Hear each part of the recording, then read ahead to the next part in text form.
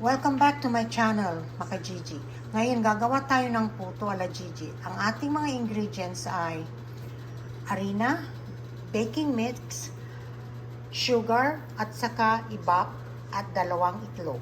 Ang ating mixture ay 2 cup ng baking mix, 2 cup ng ibap, 2 itlog, at saka 3/4 cup na sugar.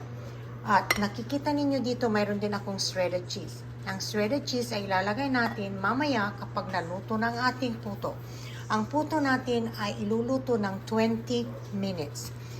Sa ngayon ay hinahalo ko pa ito para ito ay maging smooth. Para maging smooth at umalsa ang ating mixture ay iiwanan ko ito ng 20 minutes para umalsa at saka ko ilalagay siya sa mga hulmahang ni-ready ko. Sa ngayon, mayroon akong nakasalang na puto. Papakita ko sa inyo. Ito ay tapos na ang ating 20 minutes na pag-i-steam at naglagyan na siya ng shredded cheese. Ayan. Ready na siya para hanguin. After 2 minutes, nagme-melt na yung cheese. Ito ay pwede na nating alisin sa steamer. So ngayon, ang makikita ninyo ang aking ready to eat puto ala Gigi. Ito ay masarap at masustansya.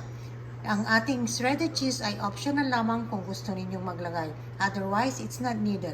Please like and subscribe. Thank you.